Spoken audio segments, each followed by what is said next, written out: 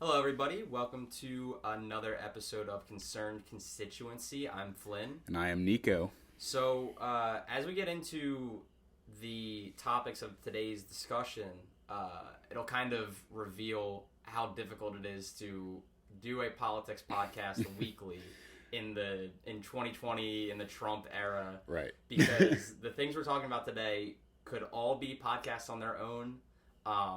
They could all be like weeks worth of coverage, and instead we're talking about them all right now because they literally all happened in the past week. Right. At the time we're recording. The goal of this podcast was to basically just focus on the debate, and that'll be a large part of it. But, Yeah.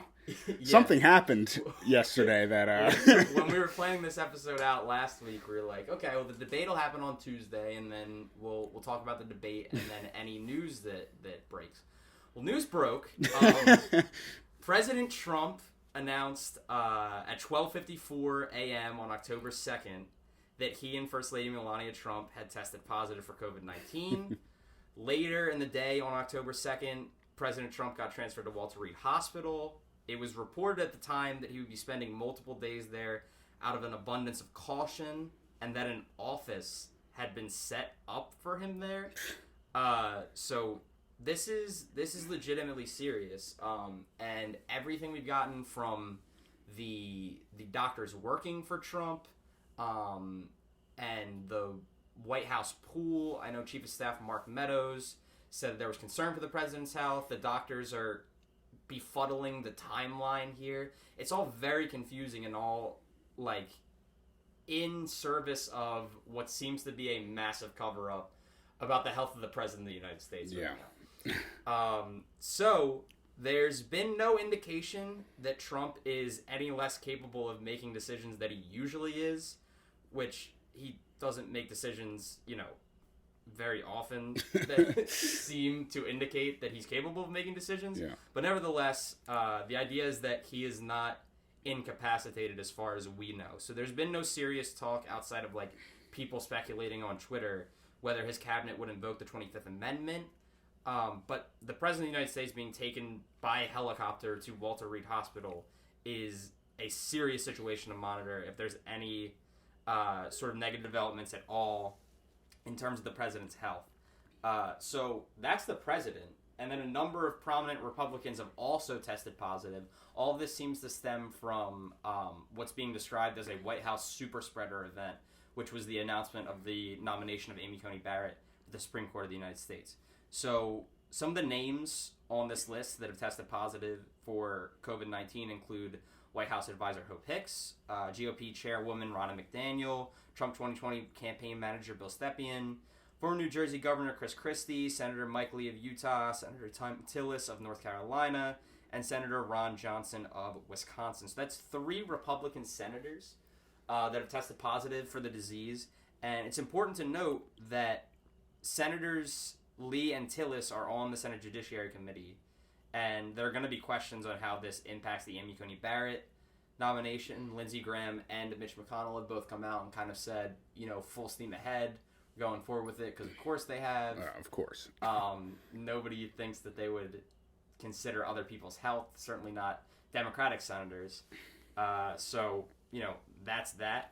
We're not sure what's going to happen there. But yeah, a lot of prominent Republicans have already tested positive. Yeah, it was a shock. I woke up to your text and found out, and, my immediate reaction was to laugh. But this shouldn't come as a surprise to anyone. He's been denying this. I think just over a week and a half ago, he was at a rally and he was like, this virtually affects no one, people. Let's open up the schools. I believe 10 days before his diagnosis. Right. And we already knew that in the past that there was people around him that had it. Mm-hmm. This doesn't come as a surprise.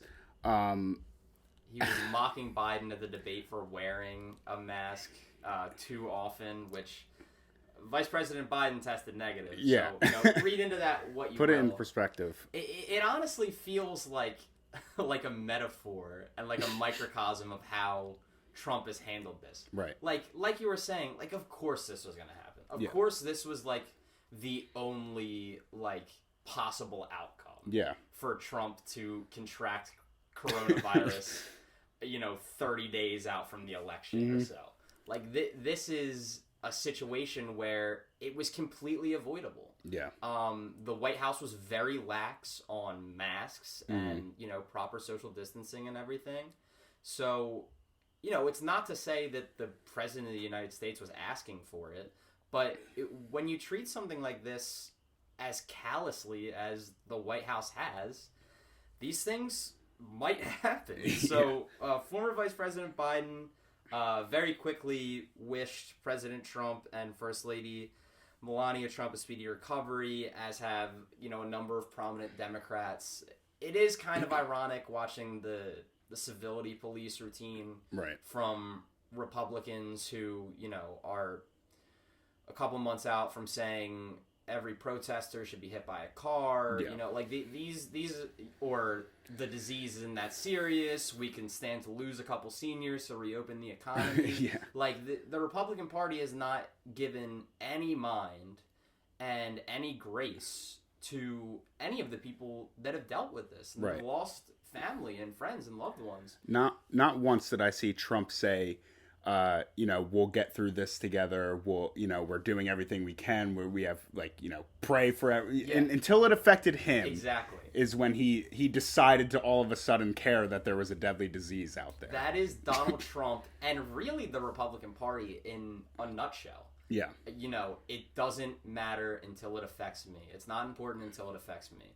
And this is, it's a real shame. Nobody's ever wishing for somebody to get a deadly disease. Right. But if you're, attacking people for pointing out the hilarity of the man who didn't do anything to stop the spread of this virus. I mean, just before the debate, he was asking Chris Wallace and the debate commission to make sure that the number of deaths from COVID-19 in the United States of America was not revealed. Yeah. Like, number one, everybody already knows, okay? It's all over the place. Yeah. You're not...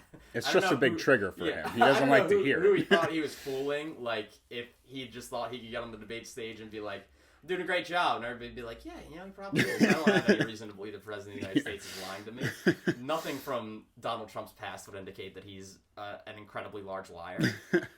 So, this seems like the only outcome. Like we're saying, like, of course this happened.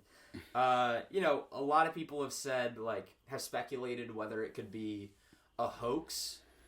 There's a lot of fun conspiracies coming out of this now, too. I think it's upsetting how viable it is that the President of the United States could be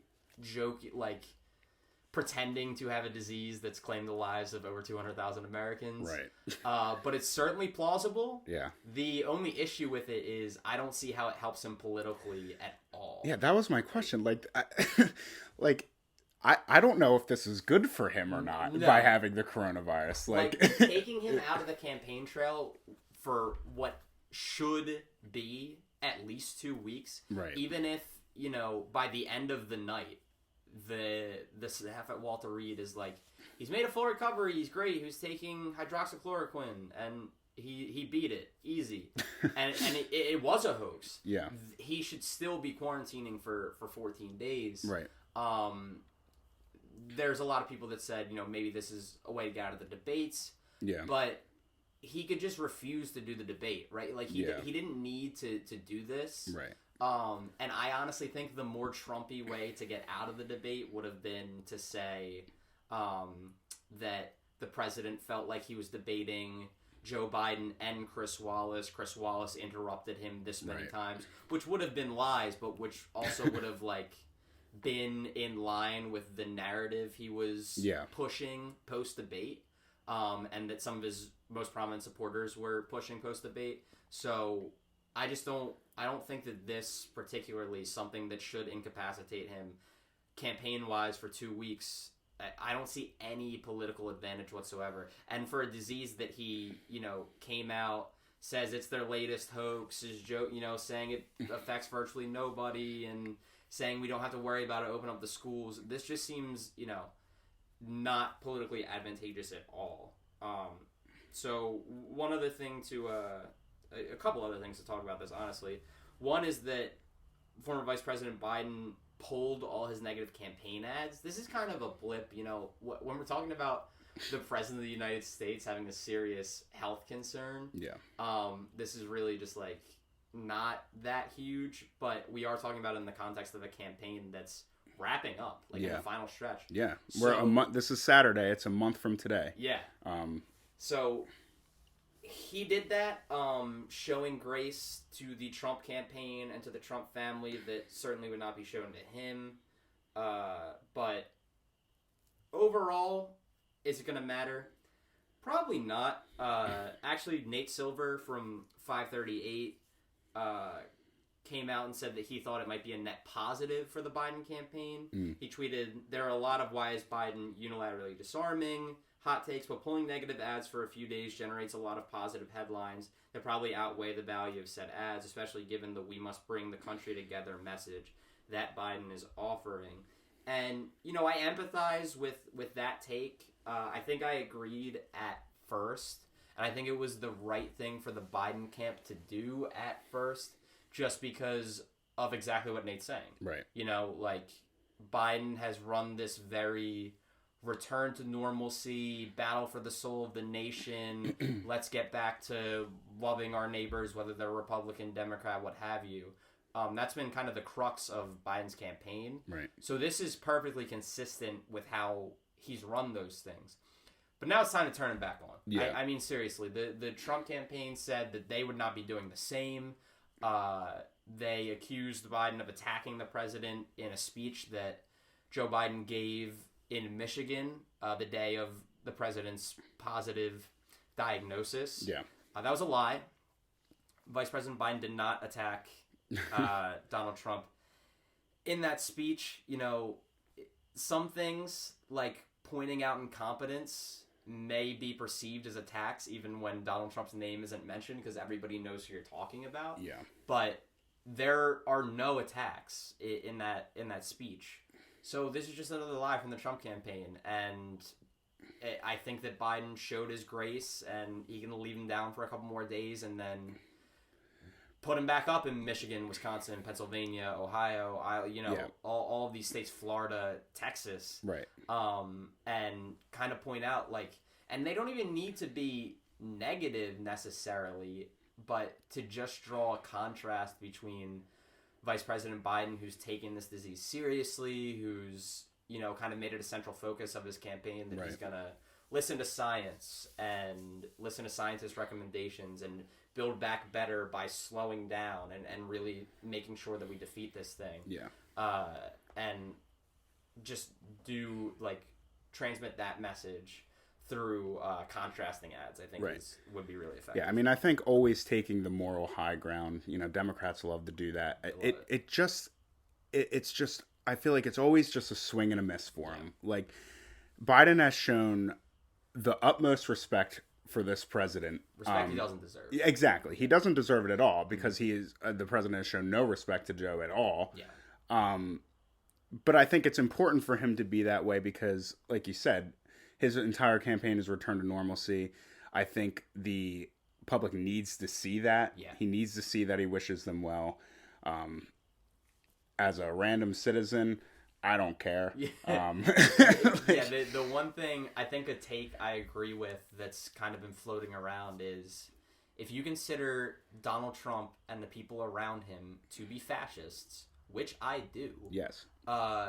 You really shouldn't be, you know, tripping all over yourself to be like, oh, Mr. President, I'm so sorry. This isn't a normal politician. Yeah. When you're talking about Donald Trump, and again, it's not a matter of wishing anything on anyone, certainly, but to talk about how dangerous this guy is and be like, oh man, Mr. President, I'm so sorry. This is not a normal president. Yeah. So I think that sometimes that can make that language, which is so effective when somebody prominent says it, right? Yeah. When somebody prominent says that the United States, like Alexandria Ocasio-Cortez, says the United States is slipping into fascism and talks about how a vote for Joe Biden is a vote for the republic to just have breathing room and continue to survive. Yeah. You know, like prominent politicians saying that, you don't really want them to turn around and be like, oh, geez, Mr. Trump, I'm so sorry. Right. So I get both takes. I honestly do. But I do believe in the dangerousness of Donald Trump and fear for where the country ends up should he win re-election. Yeah. So I'm not somebody that's tripping over themselves to say, hey, this president who has basically shrugged his shoulders and said it is what it is, as 200,000 plus Americans have died from the very disease he has. Right. I'm not, going to rush out to put out a statement. Again, understand why prominent Democrats do it. I just think that in this new age of politics, I don't really think it buys them that much political capital when their opponents wouldn't do the same. The one other thing I want to talk about with this is it's really yet to be seen how this is going to affect the campaign. Right. I mean, this is going to be the rest of the coverage about Trump is going to be about his battle with coronavirus. Yes.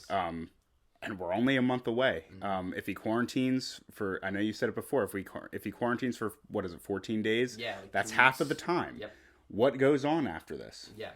And, we've talked before about how, not on the show just yet, but how the defining characteristics of this race, the defining issues of this race are racial inequity in the United States and the COVID-19 crisis. Yeah. That both of which are epidemics that we are not dealing with in the slightest in the United States of America. Mm-hmm. And if Trump was hoping that he could find another issue to make the election about, if you wanted to focus on the Supreme Court, for example, and say, I mean, that wouldn't be politically expedient because rushing through a nomination before the election happens is polling at an unpopular level. Yeah. But if you wanted to make it about that, if you wanted to say to conservatives or independents that lean right, libertarians that might not want to vote for him, hey, look, I just put this ultra-conservative judge on the bench. This is a major win for me. I don't think that's what the campaign's going to be about. Right. I think it's going to be about COVID-19 when the president of the United States gets it. Days after saying it affects virtually no one. Days after mocking Biden for wearing a mask. It's this is it, right? So, again, don't know how it's going to impact the presidential race. Millions of people have already voted. Millions of people have already made up their minds. Also, not to mention, sorry to sidetrack here again, but the Trump family at the debate, they agreed to wear masks, and they did it. Yes. And no one stopped them. That's important. A quick side note of that is Chris Wallace came out and said the campaigns were on the honor system about negative tests. And again, like I kind of touched on a few minutes ago, we don't know what the timeline of this thing was. Yeah. So it is very, I would say it's likely that Trump knew, maybe he hadn't gotten the test yet, but that Trump knew it was a high possibility, maybe even a probability, that he had contracted COVID-19, and he went on with the debate anyway, said that he had tested negative, whole family, Melania Trump has it. She was sitting there front and center without a mask. Yeah. And they risked the health of Chris Wallace, the moderator. They risked the health of the entire Biden family. Anybody else that was at that debate got their health risked by stupidity and selfishness by the Trump family.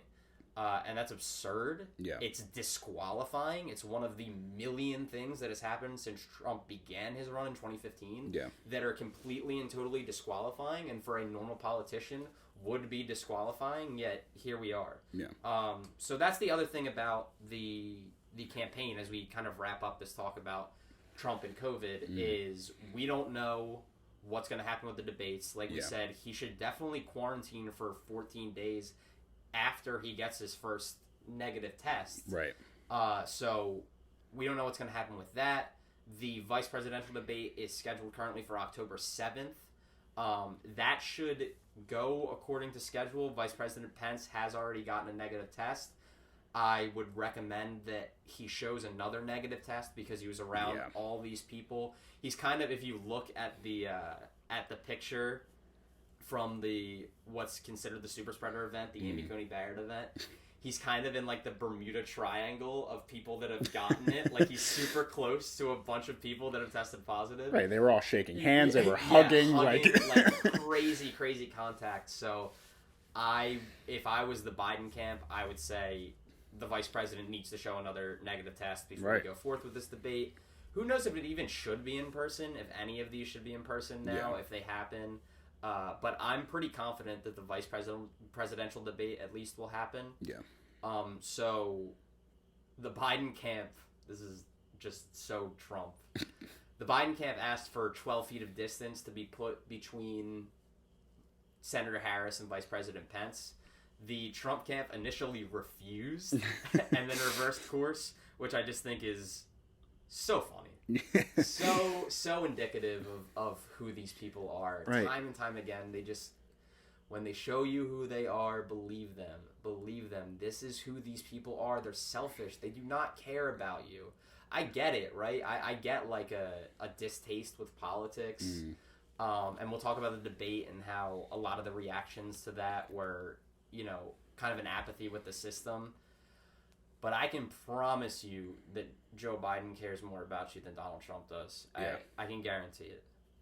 So the next story we're going to talk about, which again would be earth-shattering, weeks and weeks of wall-to-wall coverage, is now a blip on the radar. Yeah. Nobody's talking about it anymore. The New York Times came out with a report that they had seen Trump's tax returns, and they were saying that there were seemingly legal, experts have looked at it, and from what has been released by the New York Times, things seem to be legal, but certainly ethically dubious manipulation of the tax code for Donald Trump to pay as little in taxes as possible. One amount that has kind of stuck out to people, Joe Biden hit Trump with this at the debate, is $750. That's the amount of money Trump paid in taxes in 2016. Millions of dollars have been written off in consulting fees. His net worth is unknown. A report cast out on Trump's billionaire status. So, as we talk about this, one thing that I find is interesting is the president has refused to release his tax returns again and again after countless calls for him to do so. Yeah. The New York Times comes out with this bombshell report and says there's more to come. Who knows what the timetable for that is now, because the President of the United States has COVID-19 and is currently, at the time of recording this, at Walter Reed Hospital. Maybe or maybe not getting oxygen. Maybe or maybe not taking experimental drug cocktails. Who knows, because you can't trust his doctors for some reason. So the New York Times did say more was to come. But from what they released, this is damning for the president. It affects his image as successful businessman. I don't know why he has that image. Right. If you do a minute's worth of searching around, it's very clear that Donald Trump consistently fails upwards. Yeah. So it does put some of his failings into context, I guess. I don't know how that will affect their perception. I feel like most people are kind of dug in on Trump for the most part here, but I think that sometimes it seems in the United States that we're close to reaching some sort of bipartisan consensus that the 1%, the incredibly wealthy in this country, operate by a different set of rules, and that has to change. So whether this is legal or not, this is certainly an example of that. Yeah. Of Donald Trump playing by a different set of rules, of doing things that would land any of us in prison for years. Right.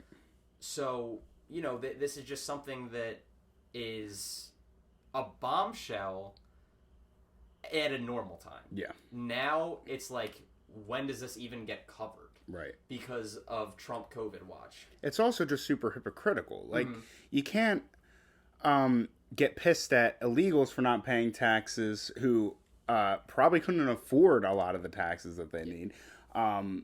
You can't get mad at that and then say, well, Trump's just smart for avoiding taxes. Smart.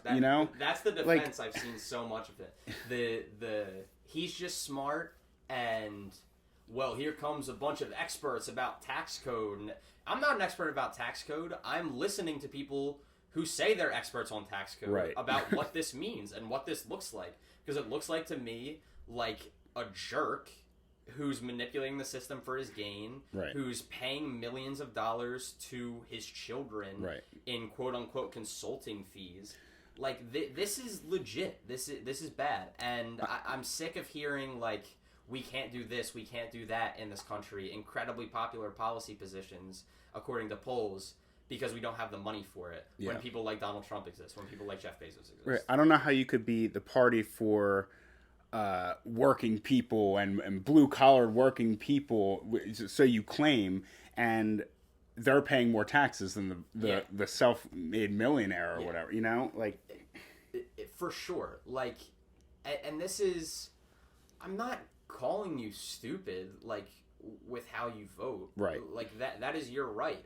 But from everything I've experienced in my life, everything I've read, everything I've studied, Republicans just show you time and time again that they do not care about working people. And right. I'm not giving Democrats a pass. I'm not saying, well, Democrats, if a Democrat was elected in every seat of government in the United States, things would magically be better. I'm not saying that, but I'm saying that the Republican Party is so far gone that they do not even try to represent working people. No. They are openly hostile and contemptuous to working people. And I just never understand how people that are struggling to make ends meet, maybe working 2-3 jobs, can see a story like this and say he's smart. He's not smart. Right. He's a jerk. He's a bully. Like, he's messing with the system for his gain so that people like you have to pay more in taxes. Right. I don't understand how that doesn't anger you. It makes me furious. Yeah. Like, but it just doesn't make sense that this alone doesn't, like, drive people away from him. Like, they claim to hate taxes and, like, but they're okay with him just paying way less taxes than they are. Like, it's absolutely absurd. Again, this is the mini story on today's pod. This is the middle in between the two bookends, which is ridiculous. Like I said, this would be getting wall-to-wall coverage in normal times. We are not in normal times. So it remains to be seen how this will impact the race at all. I didn't know how much it was going to impact the race before the president's COVID diagnosis. President Trump has this thing about him where scandals just kind of roll off of him, no matter how legitimate they might seem. He kind of just survives them and moves on, and everybody forgets. The Trump presidency has kind of been a study in how corrupt you can possibly be and get away with it. Because the Trump campaign and presidency and administration have had this really interesting strategy, and I can't believe it's worked, but it really has, of being so corrupt and engaging in so many scandals that nobody can keep up with them. Exactly. Because it's impossible for you to. Right. So don't feel bad when you forget about Trump calling other countries shithole countries. The president said that. Do you remember? Probably not, because he just moved on the next week. Right. They just break rules time and time again. They engage in things that are unconstitutional time and time again. A few weeks ago, we were talking about how it's a violation of the Hatch Act for the president to be delivering his RNC remarks from the White House. Nothing happened. Kellyanne Conway has, violated the Hatch Act. Nothing's happened. Right. So again and again and again, the Trump presidency has been all about how can we move on to the next one. Right. And that relates perfectly to we'll get into it, but the debate too is why they told Chris Wallace he wasn't allowed to fact check him on everything. I mean, it's because he just spews lies and he it's just word vomit that they can't keep up with him. Like, how is that strategy working for him? And that's, we'll segue here into the debate. That's our final thing to talk about today. And it's genuinely concerning that these things are allowed to happen. Yeah. Because if you look at the New York Times' fact check or Politico's fact check, any nonpartisan outlet of Trump's lies at the debate, they are constant. Yeah. Back to back to back. Everything is just a lie out of Trump's mouth. And this is just how he operates. And the fact that they're not able to fact check, I get that no human being could keep up with, Chris Wallace would be saying, Mr. President, that was a lie, every sentence. Yeah. Legitimately. That's not an exaggeration. Trump offers like a lie a sentence when you average it out with all of his public remarks. It's fascinating that we just allow for this. Like, and again, going back to when we talk about Trump as not a normal president, I don't know how we just act like these things are normal. Yeah. The president, why is this our standard? Why is, The president of the United States was a disgrace at that debate. Yeah. And he's the president. Yeah. He's the president of the United States, and he's a disgrace. And I've seen so many both sides takes, so many, this debate's unwatchable because of this, that. The debate you watched was unwatchable because of President Trump. Right. Nobody else. Yeah. I think Chris Wallace did a terrible job. Yeah. He had an unenviable job. It's impossible to kind of like put your foot down with Trump because he acts like a toddler. But he still didn't do a good job. He wasn't forceful enough. He didn't try and move on enough. Right. The framing of the questions was incredibly skewed towards Donald Trump and Republican positions. Right. They were very Fox News questions. And that's the other, like, I saw so many people talk about, oh, Chris Wallace was just dick riding Biden the whole time. Chris Wallace is a liberal. Fox News' Chris Wallace is far from a liberal. I don't understand how people could have watched that debate and gone away with that takeaway if they had any other modicum of knowledge of who Chris Wallace is, what his job is. And it's interesting they didn't let him fact check because Chris Wallace has fact checked Trump before. Right. A viral clip from a Trump interview with Chris Wallace came out when Trump said that Biden wanted to defund the police, and then Chris Wallace said, no, he's never said that. And Trump said, get out the Biden-Sanders manifesto, and there's nothing in there about defunding the police because Joe Biden is not in favor of any kind of policy defunding the police, which you can feel about that how you will. I certainly would like for Joe Biden to take a more aggressive stance on policing. Yeah. But he's not there yet. Yeah. And Trump's stance on policing isn't great. So his stance on policing is let him kick the crap out of you in the street. Right. So... And just to give Chris Wallace, I don't think he did a very good job. No. But just to give him somewhat of a credit, I don't think anyone or anything could have prepared him to deal with that. Yeah. Short of maybe a second moderator would help. Yeah. I'm not sure, but I mean, we'll get into it later. Yeah. But there's tons of things that Chris Wallace could have pushed Trump on that he just didn't. And just moved on because I think in Chris Wallace's mind, like, even though he was hearing these lies and hearing on things that should have been pushed back on, he was just so glad the president stopped talking for a second that he had to move on. Right. Which I get. So before we get into the meat of the debate, let's just say this. If the next debate does happen, whether it's via Zoom, whether we actually have it in person, which I think is a bad idea no matter what, whatever. If it happens, there needs to be a system where the mics can be turned off from the desk. And it needs to be used frequently. Yeah. And if that does not happen, there's no point in having these debates at all. There's probably no point in having these debates to begin with because Donald Trump is never going to get into substantial policy discussions. Yeah. He's never going to do it. He didn't talk about any policy discussion. Like when you're talking about, nobody won the debate. I agree. Biden wasn't his sharpest. Biden's been sharper before. He had a town hall not too long ago that was really sharp. I think that he was pretty solid in the debate with Bernie Sanders when it was down to those two for the Democratic nomination. He's been sharper before in debates recently. It's also hard for somebody who has a stutter to just get screamed at walking out and kind of like recollect yourself. And that's why I think, a lot of people I feel tuned out mentally, even if they had it still on the TV, like 20 minutes in. Yeah. And it just so happens that I think 30 minutes in is kind of when Biden hit his stride and was okay. Right. I watched the debate now twice. I watched a little bit of it today, too. Watched it once when it was airing live, and then I watched Pod Save America's live blog with the debate in picture-in-picture.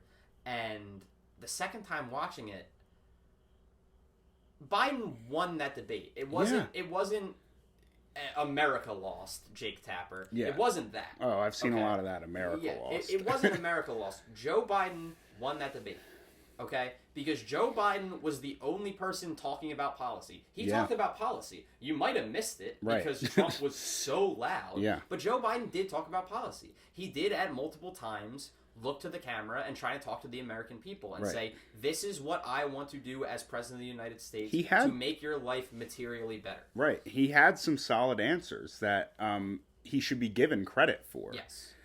Yeah, so in my opinion, these were some of the, as I was watching the debate, wrote down some of the points that I thought Joe Biden was the strongest on, some of the messaging that stuck with me. Obviously, one of the big ones was when Joe Biden defended his son, Beau Biden, from Trump's losers and suckers comments about service members. And then Trump attacked Biden's son, Hunter, who was not the son Joe Biden was talking about. He was talking about his other son, the one that passed away of brain cancer. Right. So great decorum there shown by Donald Trump that we're supposed to be so upset about that he contracted this virus. Yeah. That's the guy we're supposed to feel bad for. Yeah. Sure. So he was attacking Vice President Biden's son, Hunter. Donald Trump Jr. actually went on the radio the next day and called Hunter Biden crackhead Hunter. Great family. And then Biden did something that I think was important. He said that he was still proud of Hunter, despite his struggles with addiction. And that is a moment that I think is going to resonate with people. Right. Addiction hits everyone. Yeah, and he said that too. He's like, my son has gone through something that millions of families suffer from every year, and I'm very proud of him. Yeah. Right and left, that happens in every family. And that was one of these things where this was not. How can you debate prep for that, right? How can you expect? Joe Biden probably debate prepped for some attacks on Hunter with the fake Burisma scandal that Republicans keep trying to make something out of nothing. They're clinging so desperately onto it. Really only Donald Trump at this point. Everybody else has kind of been like, the Senate looked at it and they were like, we can't really do anything with this. But Trump is still hitting Biden on Hunter and Ukraine and all that. So Vice President Biden probably in his debate prep fielded some stuff about that. There is nothing you can do in debate prep to think that the other candidate for president of the United States is going to call your child a loser because they had a substance abuse problem. So that was Joe Biden. If there is any moment from that debate where you can say that is Joe Biden, that's the one. Right. He loves his family. He's a person who's very protective of his family. And that was the moment where I was like, this is not a candidate. This is not somebody running a campaign. This is who Joe Biden is. Right. And so that was a moment, that was the moment that really stuck out to me as far as Biden's messaging was concerned. And he said that too. He said, this isn't about my family. This isn't about his family. This is about your family. Right. And to just say he was still proud of Hunter despite his struggles, that was really a moment. Right. Before I get into some of Biden's more effective messaging after that, I think the most prominent moment, the one that got the most sound bites, the one that got the most airplay until President Trump contracted coronavirus. Back in the before times, was Donald Trump refusing to condemn white supremacists on the debate stage in front of millions and millions of people. So this has been a problem with Trump again and again, and an easy Republican counter for this has been videos of Trump full-throatedly condemning the KKK, doing this, doing that. Okay, so a couple things about that. Number one, there is a reason the President of the United States continually is asked to disavow white supremacists. Donald Trump is a white supremacist. He carries himself like a white supremacist. I don't know if Donald Trump believes in anything, but he certainly believes that it's okay to feign interest in white supremacy to get the support of white supremacists. Yes. That is a problem, that it makes him just as bad as a white supremacist, even if he isn't personally racist, which I think he probably is if he's smart enough to even be racist, if his brain even works like that. But this is why he gets asked this again and again and again.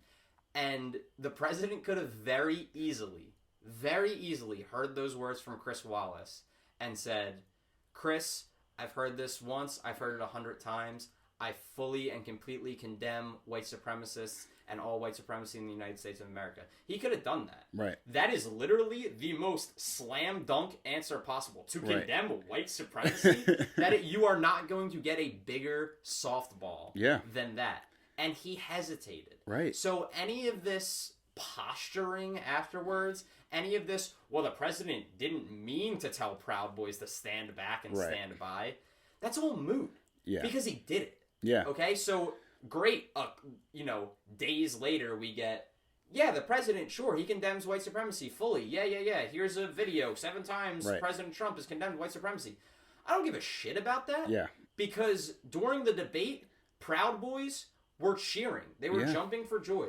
And, people have said, well, the Proud Boys aren't a white supremacist organization. They have people of color in the organization. Yeah. Cool. Right-wing fascist militia. Whatever. Right. Exactly. And right-wing fascism is always in service of propping up white supremacy. Right. And it means violence. Yes. Political violence. Look, I think it's very possible that when he said stand back, stand by, I think it's entirely possible that was just word vomit. Agreed. That came out of his mouth. Whether he meant to say that or not, he said it, and it was grossly irresponsible. Yes. I mean, do you really want we have all these attacks on former Vice President Biden about his mental acuity. What about Trump? That this is the thing, right? Like, well, maybe he didn't mean to say stand back and stand by. Maybe his mind just didn't work fast enough to make the right words to condemn white supremacy. Because, like I'm saying, I think as big a thing as saying stand back, stand by was the fact that he stopped and hesitated. Right. Sure, I'll condemn. Who do you even want me to condemn? Yeah. Who do you want me to condemn? What do you want me to call him? What do you want me to call him? He got defensive about it. Right. Because that's his people. And I'm not saying that's his whole voting base, whatever, but I am saying his voting base is cool with it. Yeah. Because he's on the debate stage in front of millions of Americans saying stuff like this. So that was kind of the moment, again, in the before times. They literally spelled it out for him. All he had to do was say, I condemn white supremacy. Exactly. And he didn't. Yeah. Like, it wasn't like he was tripped up by the question. Yeah. It was a very obvious thing that he should have said. There was nothing unclear. There was nothing confusing about it. Again, the biggest softball possible on the debate stage. And again, ask yourself, Trump has condemned white supremacy all these times. Why do they keep doing this? This is just a media thing. It's not. Yeah. It's because he advances white supremacy. It's because he retweets videos of his supporters saying white power. Yeah. It's because he retweets things that say the only good Democrat is a dead Democrat. Like, this is who he is. So, I don't care if he misspoke. Because the Proud Boys certainly think that he was telling them to get ready for a war. Right. Okay, so that is a problem. And the president could have, right after, been like, I heavily condemn the Proud Boys, but it took a while to get that condemnation. And now it's after the fact. It doesn't matter. And the Proud Boys are right in assuming that somebody like Donald Trump could offer his support for them. Right. So, Proud Boys eat shit. It also goes into his bad things happen in Philadelphia line, telling people to go guard the polls to make sure that things go his way, I guess. It felt like I'm pretty sure Hitler did that. Yeah. It felt like it didn't take that much jumping around to conclude that those two things could have been connected. And again, the president is not very smart. Yeah. He's not a smart man. I'm sorry if this is news to you. You can think whatever you want of him, but in my opinion, everything I see of Donald Trump points to somebody who is not intelligent in the slightest. Right. So do I think that he was thinking in his head, well, I'll tell the Proud Boys this, stand back, stand by, and then I'll tell them poll, and then, that'll be the connection? No. Do I think the Proud Boys watching it connected that in their head?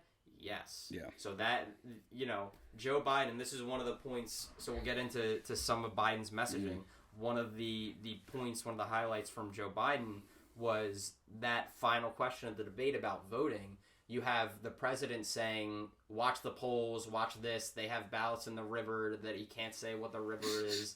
Nobody knows if the river exists. The White House press briefing the next day, the press secretary, Kayleigh McEnany, is getting questions about where the river is. She says you're missing the point. Where's the river? This is a mythical river that ballots have been founded. He just makes things up off the top of his head. So the president of the United States is saying that, and then Joe Biden is looking into the camera and being like, vote. I want as many people as possible to vote. And usually I like siding with the people who want people to vote. Exactly. If people are fighting for votes and they're asking people to vote, and then the other guy is fighting for votes and he's like, yeah, but I don't want certain people to vote. Yeah. I'm going to lean with the guy that's wanting people to vote. So another, that's kind of two-prong with that, the voting thing is he did not allow Trump to do the dictator thing. And time again, people that study these strongman types of leaders say that the worst thing you can do is kind of give them power verbally. So Trump is doing his thing. I don't know if I'm going to accept the results. It's all about the ballots. And VP Biden is like, no, if he loses, we're going to kick him out. Right. You, the American people, are going to decide whether Donald Trump gets to keep his job, and if he is voted out, he will be removed. There is nothing he can do about it. And that is the type of language that is perfect to use. So I was so glad when I heard Biden say that, because yes, we shouldn't be putting all our focus in, well, what is Trump going to do? We should be putting faith in the fact that if he loses, if polling is correct, he should lose on November 3rd. Joe Biden is winning this election right now. Anything can happen. Right. Anything can change. They did say the same thing about Hillary. Yes. She had any of these models could be wrong. Even the 538 model has all the polls showing Biden leading. There are certain scenarios where he could hit a 400 plus electoral vote landslide. They're still giving Trump a 20% chance. That's 1 in 5. Right. Those are not bad chances. But to categorize this right now, Joe Biden is winning. And if Joe Biden should win in November, he is perfectly right to say Donald Trump will be kicked to the curb. So I was really, really happy when I heard him say things like that. He forced a conversation on climate that was, for some reason, not included in the original debate topics. The West Coast of the United States is on fire, and it's just okay to not talk about climate change in the presidential debate because one of the candidates doesn't believe in it. Yeah. No. So he did force that conversation. He didn't full-throatedly support the Green New Deal, which I understand is upsetting. I'm a supporter of the Green New Deal. I think it's great legislation. Yeah. And I think that Representative Ocasio-Cortez is probably the most admirable person in government right now. But Joe Biden not fully supporting the Green New Deal, that is not the larger issue at hand, right? It shouldn't be. The bar to clear shouldn't be believing in climate change. But right now, with these two guys, it is. It is. Only one party actually believes in climate change. Right. And yes, they're not being aggressive enough. But Biden advertised his Biden climate plan, which calls on the U.S. to achieve 100% clean energy economy and reach net zero emissions no later than 2050, invest in clean energy and infrastructure up to trillions of dollars, and rejoin the Paris Climate Agreement on day one. So conservative commentators kind of went after Biden, because they're such big supporters of the Green New Deal. They're like, look, Biden is saying, he doesn't support the Green New Deal. Trump multiple times during the night. You just lost the left. I love that. Yeah. I love that. You lost the left. You lost the radical left. Yeah, yep. As if the radical left was all full on Team Biden in the first place. I don't think anybody's vote changed because Joe Biden didn't fully and wholeheartedly support the Green New Deal. And this is one of these things. AOC was right on Twitter, and she's such an admirable person, but she's also so good at understanding how this game is played and when to dig in with ideals and say, no, you move when people try to push her, and when to be like, okay, this is something that we need to do, despite not fully agreeing with it. Yeah. Because she sent out a tweet when Kellyanne Conway kind of hit Biden on not supporting the Green New Deal and tried to ding AOC for it. She said, AOC's disagreements with Biden are well documented. And Biden's original climate plan was not nearly enough. It was not robust enough during the primary. And then AOC joined the Biden Climate Unity Task Force. And she helped move that legislation left. Is it good enough yet? No. But we went from Joe Biden dominating a primary, right? Like, we can have all these what ifs. We can say certain candidates dropped out before Super Tuesday and certain didn't, and this. We can speculate endlessly on what would have happened in the Democratic primary. I don't care to do that. It's moot. Yeah. Joe Biden, after he won South Carolina, won the Democratic primary by a large margin. Yeah. Voters chose him. Whether you agree with those voters, whatever. But he ran very moderate. I agree. He was very moderate during the primary.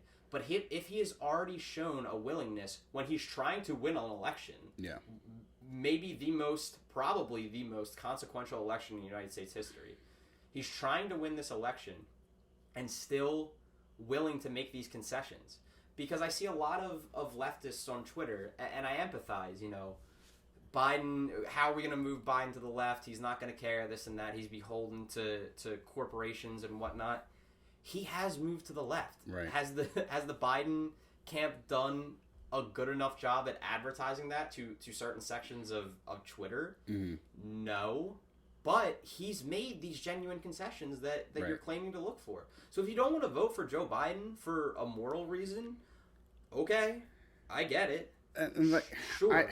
But to say, he needs to make these serious policy concessions, he has. Yeah. He's worked on it. Right. I have here in my notes, the Biden-Sanders Unity Task Force is 110 pages.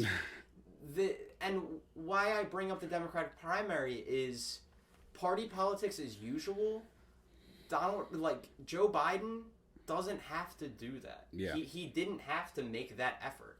Because if he's seeing Democratic voters enthusiastically support him in the primary, think that he's the best solution to beating Donald Trump, and he wins by wide margins, kind of cruises towards the nomination after Super Tuesday. Yeah. He doesn't have to sit down with Bernie Sanders. Bernie Sanders is such a good team player, even though some more moderate Democrats don't think so. Bernie Sanders is awesome. Yeah. Bernie Sanders was going to be out there campaigning for Joe Biden, whether he did this or not, because that's the type of person Bernie Sanders is. And Bernie Sanders understands how consequential this election is. Yeah. So Bernie Sanders was going to do that no matter what. But Joe Biden actually sat down with Bernie Sanders and said, where are some of these policies that I can move? What can I do to become more left? What can I do with AOC? Okay, AOC has criticized my climate plan. The Sunrise Movement has criticized my climate plan. What can I do to sit down and kind of meet in the middle here? And is it aggressive enough? Not yet, but he's already shown a willingness to do this. Right. And I mean, this is something that has been driving me absolutely insane, because I've seen quite a few posts shared and made by people that I have seen come out as progressive and come out in support of Bernie, making these posts that are just whining about how it's unfair to vote shame me because I can't morally decide between these two candidates. They're both fascists. Listen, Joe Biden isn't a fascist. Joe Biden isn't a fascist. It waters down the word. He isn't a pedophile. He isn't a rapist. Look, that level of that thinking that you don't want to vote is such a privileged way of thinking. When you look at voter suppression alone, I plugged this last week, and I'm going to plug it again. Watch All In, The Fight for Democracy on Amazon Prime. Netflix Explained has a great new series on whose vote counts. Yeah, on voting. When you look at what African Americans went through to just get the vote, people were killed. Just the idea of like literacy tests that were put in place when they actually were given the opportunity to vote. I think in the Netflix thing, they said on the literacy test, one of the questions was, how high is up or something like that. I would recommend, you can find them online. I got the chance to take one of these literacy tests in an American politics course in college, and it's literally just stupid puzzles. Right. And it's administered in a time limit. It was completely designed for people not to vote. Right. And I mean, so by you saying that you're not going to vote, you are putting people's lives in danger by allowing this president to continue. These policies may not directly affect you. And so if you can just sit back and say, well, I didn't vote for him, that's not the way it works. It's not okay. I'm always, there are a lot of different ways to view partisan politics, and certainly the Democratic Party hasn't been the shining example of working for the common American in the past. I get it. But at the end of the day, this is a guy where if Donald Trump wins, it's very likely that we don't have another legitimate federal election for like 30 years, short of a global conflict or a revolution.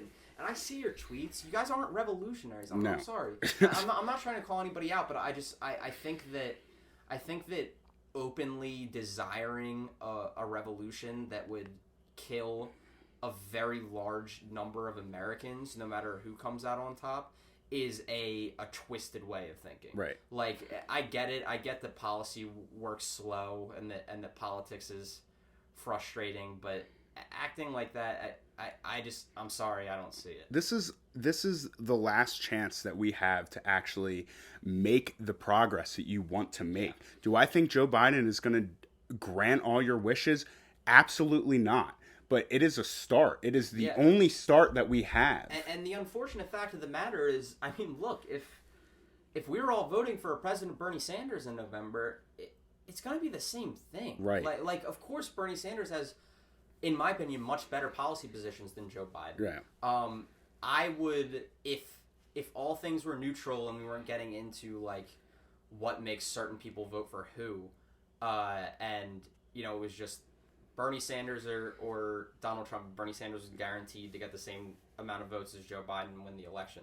Yes, I would prefer Senator Sanders. But he's not the nominee. Right. And if he were the nominee, there are questions of more conservative areas where Democrats have Senate races, like North Carolina with Cal Cunningham taking on Tom Tillis. Vice President Biden was seen by a lot of members in the party to be the most effective option to boost down ballot voting, right?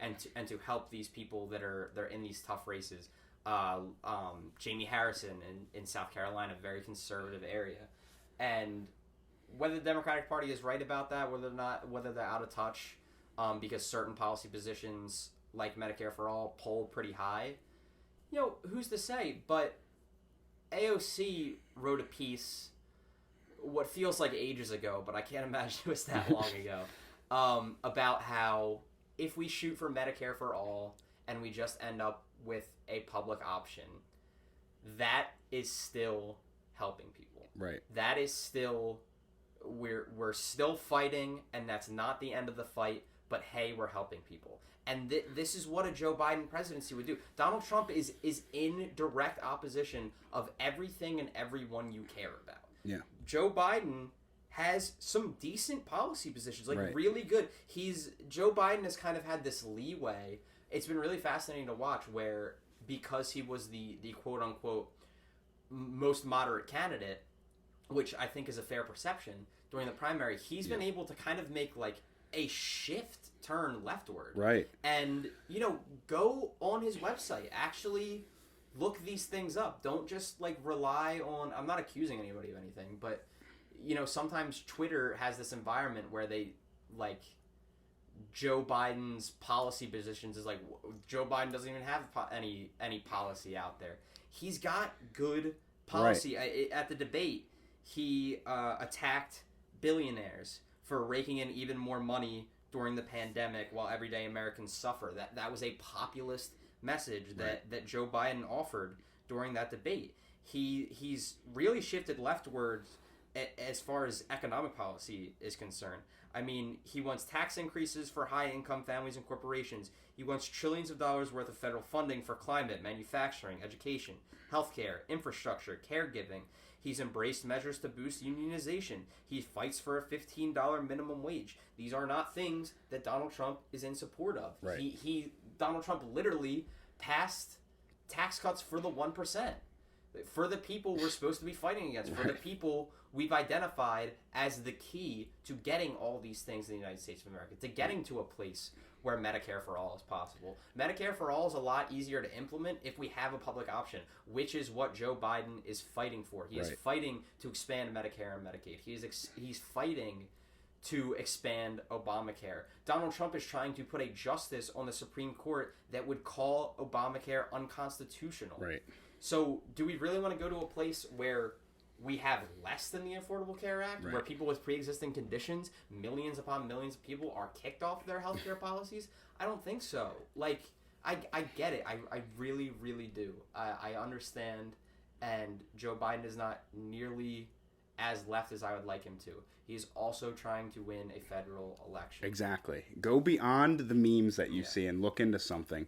I mean, we watched the debate together, and we watched it with two of our other friends, and when, he was talking about defunding the police, we all kind of rolled our eyes because that is something that, we agree on. Yeah. But like you said, Joe Biden is trying to win an election. Defunding the police might make sense to us because I think we agree that with what that means is that decreasing the police funding and reallocating those resources into other things in the community. Right. That makes sense to us, but to the majority of the Americans, defunding the police is not a winning issue. Yeah, and I think one is because the messaging isn't clear with what that means. Yeah. A lot of people are still under the assumption that means when you call 911, no one's going to pick up, which isn't true. Yeah.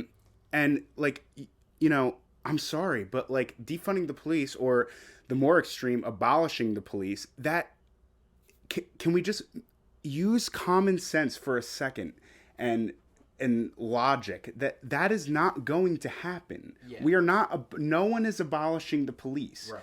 So he can't go out in support of that because he won't win. That is not a winning issue.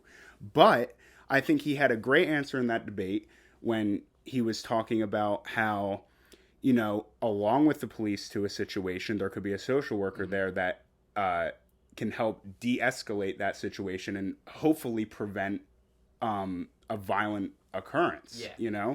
And I,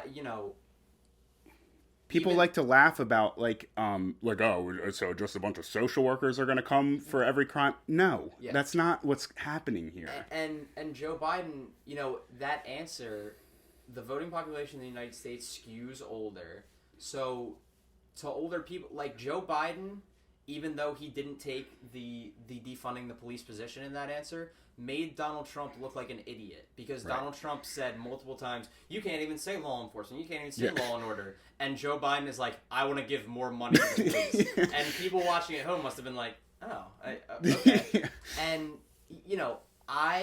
I apologize if any of this sounds like policing optimism, because that's not what I'm about. Right. I am a full, bright-eyed optimist that everything is going to be okay and we are going to save American lives and make American lives better every day by pursuing these policy positions. Right. But I'm of the mindset that we help as many people as we can along the way.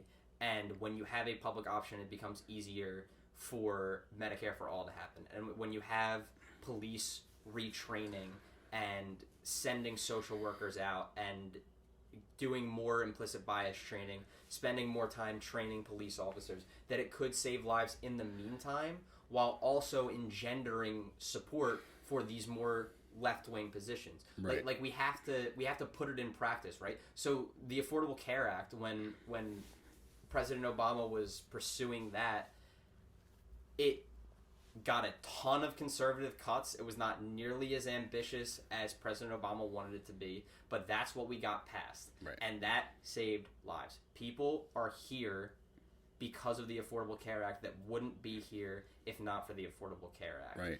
And the fact of the matter is when he passes it and the website goes down the first day, right? Everybody's like, oh, everybody's going to hate the Affordable Care Act. People are talking about how awful it is, what terrible policy.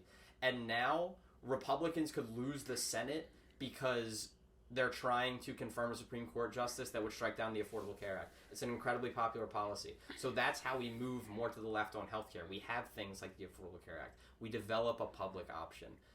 It's difficult. Politics is difficult.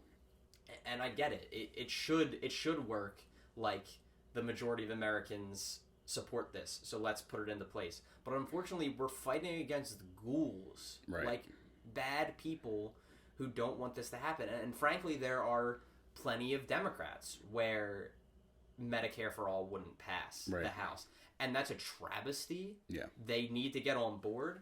But what you're going to see is leftists in the United States are winning. Yeah. We're winning, right, guys. It's like you look at what's going on in New York with AOC first, and then we have Jamal Bowman coming in 2020. We have Mondaire Jones coming in.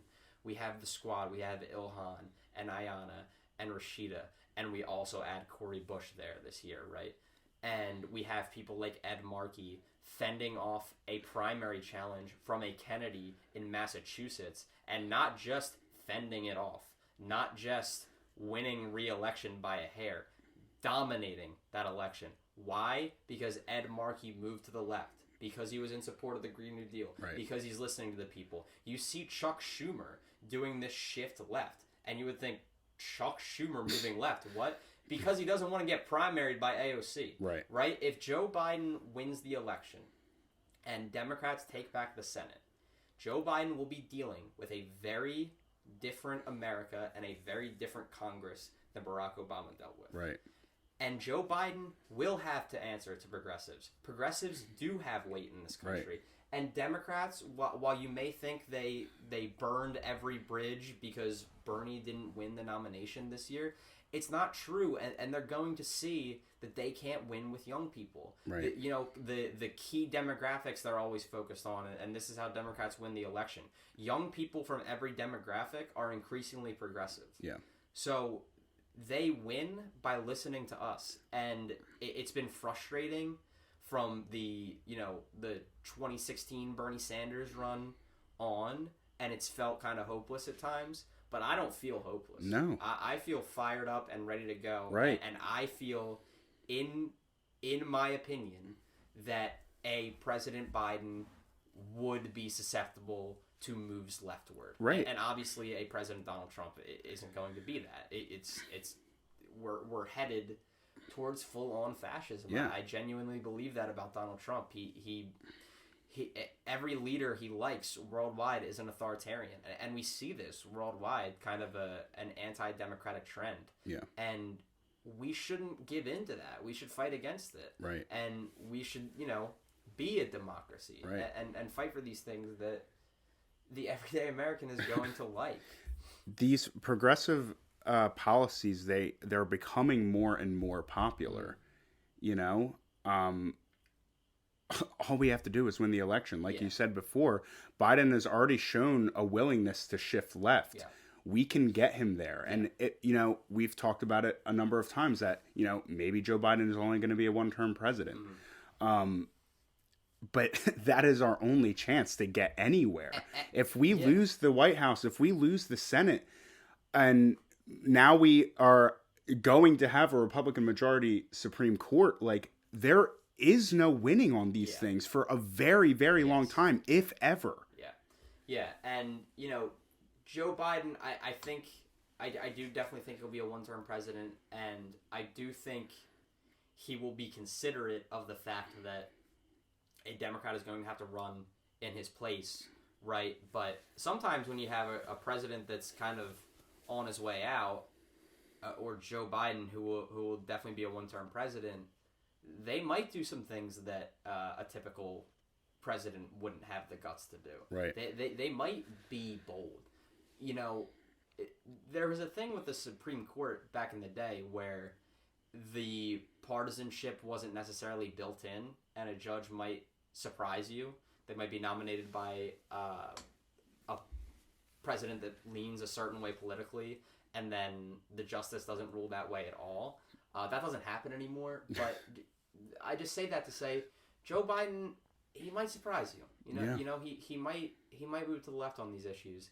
And should he be a one-term president, obviously the favorite to run in his stead in 2024 would be a Vice President Kamala Harris. Yeah. But, you know, don't be surprised if she picks Alexandria Ocasio-Cortez to be her running mate. Don't be surprised if she picks one of these progressives, right. these prominent progressives, because that's going to be the winning ticket. Yeah. And, you know, for the record, we can argue back and forth on some of the more troubling thing in Kamala's record, but she's consistently ranked as one of the most progressive senators already. I get that she has a reputation on Twitter, but, and again, I'm not trying to attack anybody or any like specific type of person that engages with politics in any type of way. Like, you're engaged in politics, if you're genuinely engaged in politics and doing the work, that's awesome. But the vast majority of Bernie Sanders supporters in the United States are going to vote for Joe Biden. Right. You know, and a large number of people that vote for Joe Biden think that Kamala Harris is very progressive. Right. Because she is. Her entire time in the Senate has been. Ben Shapiro called her a far left radical when the Veep pick was announced. Right. So, you know, all of this has just kind of been a case for Joe Biden. I really do implore you to look on Joe Biden's website and kind of make a decision for yourself based on that. You know, just don't take for granted some of the clips you might have seen of Joe Biden doing this or that, whether it's been on the campaign trail this year or, you know, more recently or from his past. He has spent decades upon decades in government, and he said a lot of things, and he's held a lot of truly dreadful policy positions, and he's made a lot of truly dreadful votes and really awful decisions. But people evolve, and you know, if there's one thing I think Joe Biden will do, it's listen and, you know, be human and empathize with some of these issues. I think that Joe Biden has an incredible capacity for empathy. I think it's his greatest strength. It's one of the things that I would admire in him should he become the 46th president of the United States. But, you know, if you go on his website, you'll see that Joe Biden is in favor of abolishing capital punishment. That's something I care about. That's something I like. Right. That's something that Donald Trump is not in favor of. Joe Biden is in favor of eliminating private prisons. That is something that I like. That is something that Donald Trump is not in favor of. He is in favor of overturning Citizens United via constitutional amendment. Again, that is something that I care about politically. So, and you know, he didn't answer the question about what he would do about the Supreme Court. I honestly think it was smart not to answer it, just because he'll probably get that question again, and I don't know how long he can dodge it. I think he's kind of playing a game where he can see like how long he can keep from going on the record. Right. But one thing to keep in mind with that is Democrats don't know what they're going to do. Yeah. Number one, I think that he should not answer that question until Amy Coney Barrett is confirmed to the Supreme Court of the United States, because if you don't, you can kind of create this framework where you're saying, I feel like this is an illegitimate nomination, and I wouldn't have to take any kind of Supreme Court reform action if Amy Coney Barrett was not confirmed to the seat, right? So I think that would be smart. I don't know if that's what the Biden camp had in mind. I think they're more just trying to avoid giving a concrete position that people can hammer Biden on. But I think that if you answer that question, you say, yeah, we're going to pack the courts here, we're going to do that, it gives Republicans the win already. Right. Like, it's talking in negative terms and being like, you know, they already got this through. What are we going to do now? Yeah. She ain't on the court yet. I get how long the odds might be, But like I said, I'm an optimist. She ain't on the court yet. Yeah. So I don't think that the Biden camp should give them that win until Amy Coney Barrett is on the court. And then the other thing is, again, Democrats don't know what they're going to do. Right. Jerry Nadler came out and said, yeah, pack the courts. I don't know how that would work politically, because it feels like, the next election Republicans won, where they controlled the presidency and the Senate. They would just add 2 more seats, and then it would just continue to balloon, and then we wouldn't even have a court because 40 people would be on it. Yeah. But Chuck Schumer came out and said everything's on the table. That's the answer. Right. That's the answer. Everything is on the table should they move forward with this nomination. Right. Because they should focus test this and figure out, okay, what is the best way to move forward where we can preserve a sense of legitimacy for the court, where we can make sure that every policy position isn't shut down by the Supreme Court, any left policy position isn't shut down out of hand by the Supreme Court. So they should take time with this. They should figure out what the best move is. Right. Because court packing, number one, that's terrible messaging. Yeah. Don't say court packing. Expanding the court. Right. But still, it's yet to be seen if that would even be effective. Yeah. And what that would look like in the future moving forward, because this is how Republicans operate, right? They would just say, whatever, we'll add 5 more, and then it's like 17 to some weird, I don't know. Mm-hmm. So I do think that Biden was smart to not answer that question. Yeah. But, we'll see what he does on that. I don't want Donald Trump to still be in office and then get the chance to replace Justice Breyer. Right. If that comes up, So there's a lot on the table and there's a lot on the line. Right. A lot. But yeah, go to Joe Biden's website and kind of poke around, because as I was alluding to, you may be surprised and you may find these kind of things, like the campaign hasn't advertised anywhere. I get it, because it's hard to get an ad for this when everything's going on, but I didn't see that the Biden campaign was saying that Joe was against abolishing capital punishment until very recently, and that's something I genuinely care about, and it's something that impressed me. Yeah. So go on that website, root around the policy positions.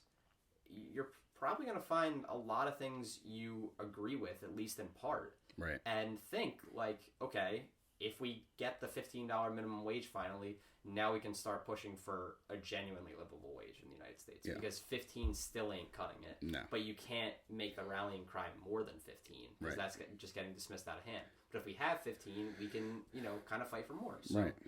That's my take on Joe Biden. Yeah. And whatever your feelings on Joe Biden, I have mine, and I'm going to be enthusiastically voting for him. Right. Very, very, very happily voting for Joe Biden. It's all about messaging. Yeah. Like, we can get there if we have the proper messaging, if we allow people to grow. Yeah.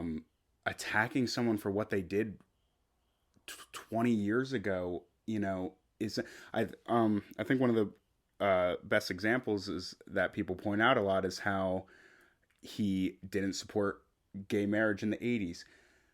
Politicians are a product of their time. That would have been political suicide for him if he came out for gay marriage in the 80s. It's wrong. Yeah. And in perspective, in today's mindset, that is definitely wrong. But he was also part of the administration that passed the Marriage Equality Act. So yeah, and we obviously want politicians to be bold no matter what, right? Like, we want them to take these policy positions even if they're uncomfortable. But fact of the matter is, that's usually how you lose an election, right? Like, Bernie Sanders is incredibly admirable, but he's the exception, not the rule. Yeah. He's been on the right side of pretty much everything, and that's fantastic. Right. And he should be held up as a paragon. Right. And he is, as an American hero. Yes, and he is the chief architect of the popular progressive movement in the United States of America, and he deserves all the credit in the world for that. But usually, if you're a Bernie Sanders, you're losing an election by a lot. Yeah. It just so happens that Bernie Sanders knows what he's doing. Yeah. and he was able to figure this out. Yeah. But yeah, and Joe Biden was one of the people in the Obama White House that fought hardest for marriage equality. So people can evolve and they can change their views on things, and we should show a little grace and allow them to grow, especially when our opponents are who they are. Right. That I think is the biggest thing. And I've seen a lot of people, one of the anti-Biden takes I've seen the most are, give me a reason to vote for Biden other than he's not Donald Trump. Number one, that would be a good enough reason. Yeah. in this climate, if I felt more secure about the survival of the United States of America as a republic, maybe I'd be like, yeah, I get that. But hopefully I just listed a couple things that are things about Joe Biden that he's not Donald Trump, right, that are worth voting for. Yeah.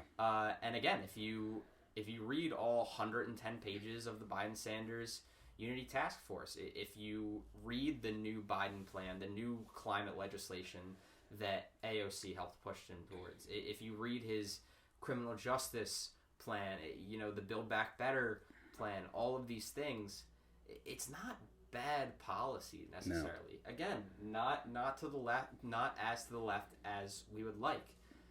But he's also going to be president, right? We have the power to elect progressive legislators as well and kind of force the hand. Yeah. And be like, sure, this wasn't Joe Biden's policy going into office, but we have enough people in Congress now that we're going to pass the Green New Deal. Right. And you're damn right he's going to sign it if it gets on his desk.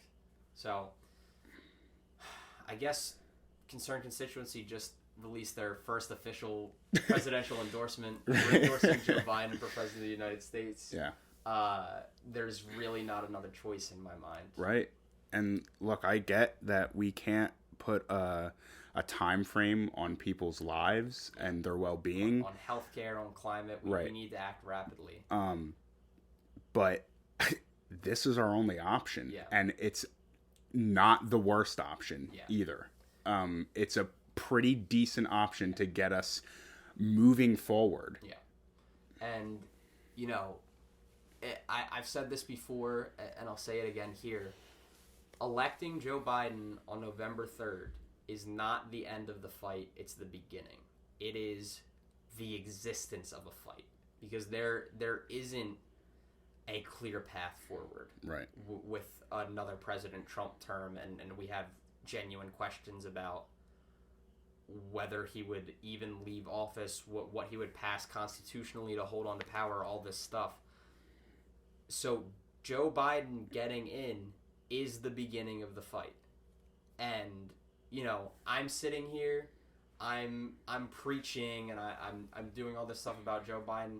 I am not the one that's going to become complacent if Joe Biden should be inaugurated on January 20th. I am going to keep doing this and keep attempting to push him left and keep fighting for progressive representatives in my area. But again, this is our shot. Yeah. I've seen takes about where we are now with Trump, questioning did anyone really think it would be this bad? Yeah. Yeah, that's kind of. That's what I thought in 2016, and that's why I was so ready to vote for Hillary Clinton. And Joe Biden is to the left of Hillary Clinton on many different issues, and he's got a winnable race here, a race that he is winning, a race where it's not out of the question that this is a landslide. Yeah. Beto O'Rourke, since the minute he lost his Senate race against Cruz, sure, he ran for president, but in the meantime, he's been registering voters in Texas every day since then. It's amazing the work he's done in Texas. And demographics are shifting in Texas. Texas is winnable with a Joe Biden. So, we need to make sure that Trumpism is just so heavily rejected this November that Republicans go back to the drawing board. Right. And they understand clear cut they cannot continue to operate as they've operated in the recent past. Yeah. All right. Yeah, so that's gonna wrap up this episode. Yeah. We'll see what we talk about next. I'm sure once we check the news after we hit stop recording, that there's gonna be some crazy breaking story that Trump's doctor injected him with something and Trump is seeing space. Yeah. So we'll see you next time. Thank you for listening. Thank you, everybody.